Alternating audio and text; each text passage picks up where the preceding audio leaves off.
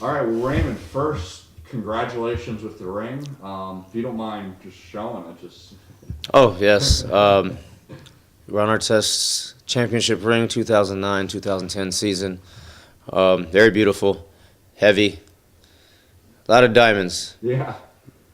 So you've been able to wear it a lot? Um, Lots of places as well? Or? I've been wearing it here and there. Just trying to get a feel for the ring and enjoy it as much as possible because it's going to a safe deposit box, and I won't see it. After that, probably maybe once every, who knows. Gotcha. Maybe the bank will get tired of me for the first couple of weeks that it's in there, but, like you again, but no, I won't be able to see it that much anymore, so Gotcha. I'm enjoying it. And that's pretty soon, or are you going to. Well, it's been there. I've been pulling it out to, special events and, taking it back to the bank, so. Cool.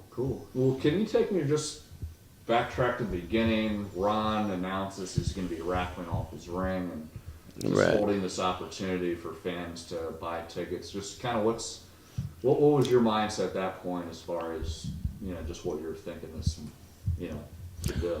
Well, I was surprised that, Ron Artest, he's going to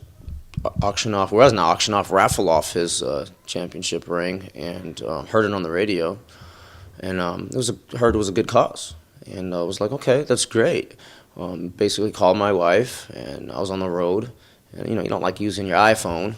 It's too slow, cumbersome, can't view anything properly, so I called her up. I said, hey, why don't you get online for me?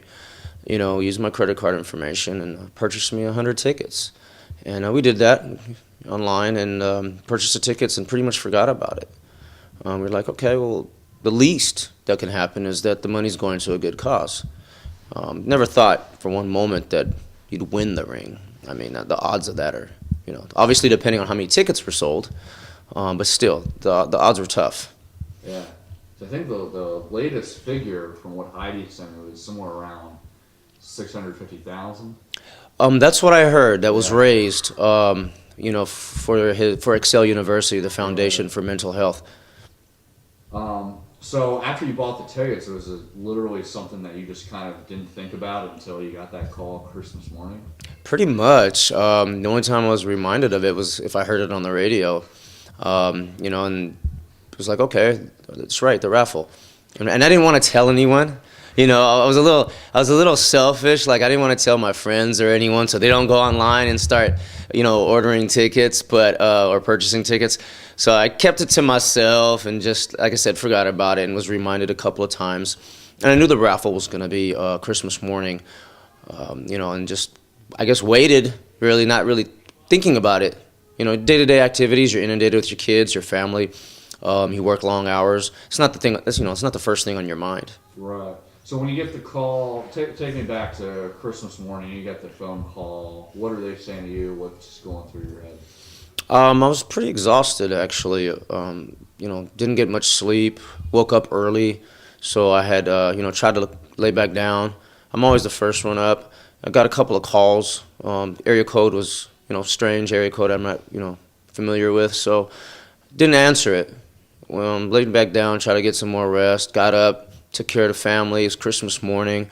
We're headed out to my sister's in Long Beach. So we figured we'd have the kids open up a couple of gifts so we don't take too much over there and get ready. So I'm like, oh, let me see who this was. So I answered, listened to the voicemail, and it was pretty vague. Just, messages from Raymond Mikhael, kind of important. Call me. No name, nothing. I was like, well, who's this? And I knew I don't owe anybody any money, don't have bills, outstanding bills. So I wasn't kind of scared to call, but I was like, all right, let me see who this is. So I called, and the gentleman answered the phone, and I was like, this is Raymond Mikhael. I'm returning a call. And he told me his name and proceeded to tell me that I won the ring. And at that moment, I was like, well, who's this guy on the other end of the line? I don't know who this is. And he recognized that. He recognized that I was skeptical and didn't know who he was, so he started rattling off some personal information. And at that moment, I was like, "Oh my God, this sounds like it's for real. It sounds like it's really going down." And I came downstairs. I moved around the house somewhere on the phone call, just walking around trying to listen and get away from the kids. And came downstairs, and my wife was sitting on the couch, kind of waiting for me. And she said I had this horrified look on my face. I don't know if I call it horrified. but I wasn't smiling yet. So he was still giving me information and stuff, and she was trying to ask me what was wrong, and I kind of put my finger up and told her to just, give me a second. And I got off the phone and I told her, and she was like, "What?" And I was like, "Yeah, we won the ring. We won Ron Artest's ring," and still pretty much subdued until, because I knew Heidi was gonna call me. So he told me Heidi Bush, Ron's publicist, he's gonna call you in a couple hours. She's trying to get some rest. I said, cool. So when she called me, it's really when I started to believe it. I was like, wow, this is really happening. And she was like, I need you to come to Staples Center, the Congo Room across the street at 5:30. And I was like, whoa, how are we gonna do this? I'm supposed to be eating dinner with family. My niece, 9 months old, her first Christmas. So I had to tell my sister. I didn't quite tell her why, but I called her and said, I will have to, be leaving your home by myself, or me and the family actually. Please don't be mad. I'll tell you when I get there. I think you'll forgive me. So when we got there, I told her what had happened, and she's like, you got to be kidding me. I said, yeah, that's what happened. She's like, I'm still mad at you. I said, too bad. I said, I will be back. And that was how it went until I don't think I released any of that tension until I saw Ron. Yeah, you're saying that in an earlier interview. That's the instant where everything kind of clicked together. Pretty much clicked together. I'm the type of person that a lot of things have happened in my life, and you kind of believe it when you see it, type of thing. And when that ring, I didn't expect to, be presented with the ring, because usually they'll wait. But Ron wanted to present me with the ring, and so I met George Lopez, a congresswoman, and met Ron and Heidi Bush, his publicist, and waited until George Lopez pretty much called out Ron, and Ron called me up there and presented me with the ring, and I couldn't believe it. I didn't expect to see the ring that evening at all. Do you remember a lot of that, or is it a blur? I mean, I imagine a lot of instances like that, it's either you remember every single little detail, or it just seems like a dream and you don't really remember the actual moment because it's just moving real fast. Right. Both. I do remember certain details. A lot's going through your mind, so you're not concentrating on certain things. A lot of people were trying to talk to me. I'm being pulled in different directions, media, interviews, this and that. So I remember certain details, not all, but I definitely remember making my way back to Ron after I was presented with the ring and the whole thing on stage. I remember making my way back to Ron and thanking him. He's a great man. He's a great man. Ron, people kind of misunderstand him. He's a big heart. He really does. And a couple of years before Ron came to the Lakers, a good buddy of mine, we were just sitting down talking, chatting. We're like, Lakers are missing a couple of pieces here, and wouldn't it be nice for Ron Artest to come to the Lakers? Because we knew it was about that time for him to move around. We were just praying that he would. And he did. And here I am today holding his ring, wearing it on my finger. I just can't believe it. Yeah. What was your interaction like with him? What did you kind of learn about him? A lot was going on. So I didn't get to sit down like buddy and interact with him. Right. But I did sit down and talk to him for a few minutes. The interaction was great. I hope to meet him again.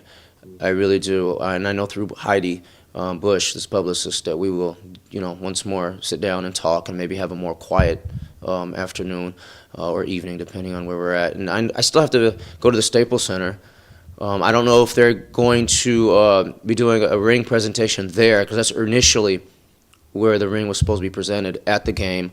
But we will see how that works out. Cool. So what did you say to him? What did he say to you when you presented?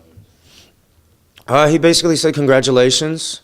He said I had a nice family, and I thanked him, and told him I appreciate everything he's done, and the cause is near and dear to me, because my mother stricken with the disease for pretty much most of her life, and it was taxing on our family because we had to, I wasn't going to put my mother out in the street. I wasn't going to put her in a home, and at times, she basically fluctuated from being the most loving individual I know on this earth besides my father, to a very confused and troubled, human being.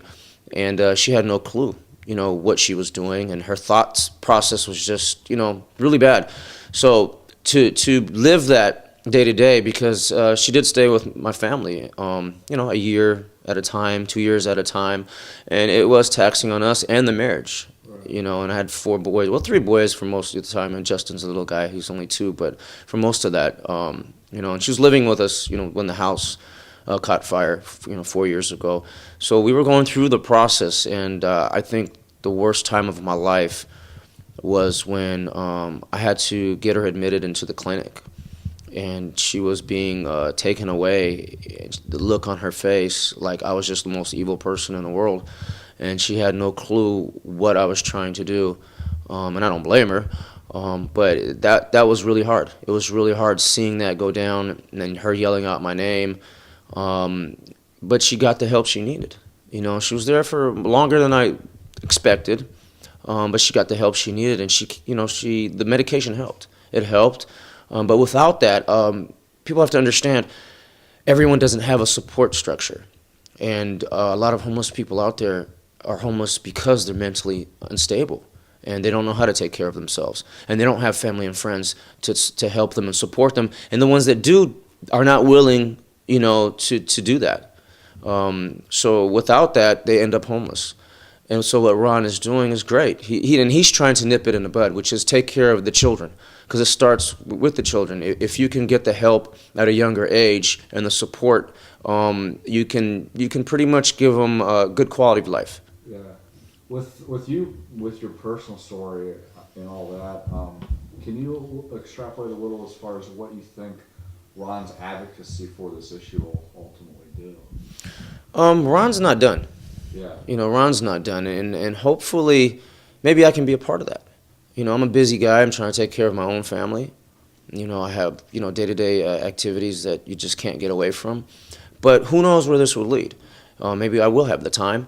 Maybe I can hook up with Ron. Maybe he'll allow me, to hook up with him and help out in some kind of way. I've always wanted to start my own foundation with foster care kids. So this is definitely going to lead to something positive, and Ron's not done, and he's actually thinking about partial or his whole salary next season to the cause. I mean, the guy's great. I mean, it's near to dear to his heart too. I think he has a sibling, that's affected by it. Now, with whatever you're comfortable, sharing, would you be able to just let people in as far as just like your own story, as far as what your background is, what you do, all that type of stuff? Okay. No, I don't mind at all. I was actually born in Alexandria, Egypt. Okay. I left there when I was 4, and we pretty much took a journey, to Lebanon and Athens, Greece for 3 years in Europe. Beautiful place. Edmonton, Alberta. We lived there for 3 years, and I landed here when I was 10. We had family here already. Landed here when I was 10 years old, 1983, I believe, January 10th. So it was a couple of weeks shy of my 10th birthday. And 4 boys, 18, 15, 5, and 2.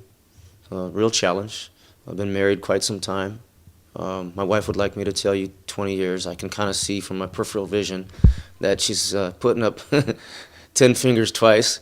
But I've been married about 20 years. My mother and father have just been great to me. Everything I know is because of them. I had a great childhood. I really didn't see. I didn't know about my mother until about 16 years old or so.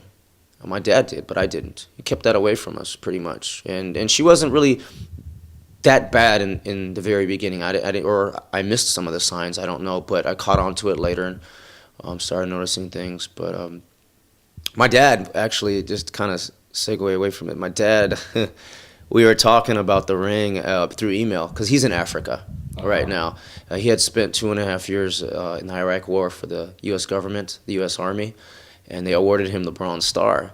So he was joking around with me through the email, and he was like, "I'll trade you the Bronze Star for Ron Artest championship ring." And I told him, I was like, "Tough luck, buddy, because I have your Bronze Star in my possession, so they're both with me. So try to get either one out of me is gonna be hard." But that's pretty much my background. I mean, work in the telecommunications industry, with fiber optics and as a maintenance splicer. Tough work. Tough work. You're out in the elements. Obviously, summertime's better than winter. I love the Lakers. Ron Artest, I was a fan of Ron Artest also. Lakers, storied franchise, many championships. Went to the game a few times, whatever I can afford. Loved it, loved sports. Listen to the radio all day, sports radio instead of music. I'm always in my work truck if I'm not out on the pole. So that's what I choose to do, is listen to sports radio. Gives me my knowledge so people think I'm very smart, but I'm getting it off the radio. So when you're talking about just your conversation with your dad as far as whether you wanted to trade the ring or not, have you been getting a lot of those type of offers or anything of that nature since you've gotten it? No. I've been laying low. So Heidi Bush is the only one that really has my information. A couple of people have found a way to get a hold of me, but pretty much no. I've been laying low. I've been hearing my name behind my back, like not knowing that I was standing there. Like in Kaiser, I went to get a prescription, and two older ladies were in line. They were like, Raymond Mikhael, which, I get that a lot. My name is Raymond Mikhael, but I get Raymond Mikhael a lot, or Michael Raymond. But they were like, yeah, Raymond Mikhael. Tomorrow morning he'll probably be on the shows. And I'm standing there like, uh-oh, here you go. And I actually had the ring on because I was supposed to be going somewhere, and I wasn't aware that I was going to go to Kaiser and get the prescription. And all of a sudden, while they were talking, my name flashes on the screen for the prescription, but it was my first initial, R in Mikhael. So I'm like, they're going to see that, aren't they? And I was standing on it because I didn't want a big old fuss and everything, and for people to be in the room just like, oh, it's you, and everyone to want to see the ring. And I just didn't want too much of that attention. And plus, you don't know who's around. Right. I'm just there to handle business and leave. But that was kind of cool. I wanted to show them the ring on more of a private set, like maybe if I was walking to my car, and they were walking to their car, and kind of like, hey, I heard you talking, and here, look, it's me, and here's the ring, and kind of, because I wanted to share it. A lot of family and friends, close friends and family, have been here to share the moment with me. Come see me and see the ring, and kind of share it together. So it's a nice thing. Cool. So you're at the pizzeria the other night. I guess TMZ, was able to be there. But have you've been able to be spotted a lot wearing it, or? A few times. I haven't been out in public too much, except to go like my son's games, take care of some business, things like that. So I haven't really been out in the spotlight too much for people to really recognize me. But the couple of times I have, I was surprised. People did recognize me. Leaving the Beverly Center, the lady at the booth, giving her the money for the parking. She's like, "You're Raymond Mikhael." I don't remember if she pronounced my name right or not. And I was like, "Yeah." She's like, "Do you have it?" Yeah, I have the ring, and I showed it to her. So that was kind of nice. More so, people are not sure, so you can see them like confused. And trying to, see, hey, is that him? Is that him? Is he wearing the ring? So you get a lot of that. Went to McDonald's for the kids, and in the drive-thru, and they were talking about it. And she's like, I don't know. And you can see them talking and, trying to figure out if it's me. I wasn't driving. My wife was. So I was on the other side, sitting shotgun with wearing the ring. But yeah, I'm enjoying it. And before I put it away for good. Right. And your intent is to keep it? My intentions are to keep it. We're blessed. We are blessed, but I'm not a rich guy, and obviously we don't know what the future holds. Let's be extreme here. If somebody comes by and says, "Here's $10 million, I want it." What do? My intentions are to keep it in the family, until I'm gone, and they can do what they want with it after that. But that's my intention. So I'm hoping to do that. Maybe one day, I won't even have to worry about that question, and I'm not worried about it now. That never came to mind, actually. Right. Now, can you kind of tell the story, or saying, I guess, to a few outlets, but also to me, about how Ron wanted to at least be able to keep the box? Yeah, that was. When Ron presented me the ring, immediately he was like, "But I'm keeping the box." I didn't even really get a chance to see it because all the everything that was going on stage and the excitement, and whoever brought the box on stage, I don't remember who that was. I got to see the video, but their back was to me, I think. kind of walking by, and I guess they were trying to show it to the audience more so. So their back was to me, so I didn't really get to see the box, but I know I got a glimpse of it, and I know that the ring rotates, and it has, it's lit on the inside. So maybe I can acquire the box because that's all I'm gonna have to display.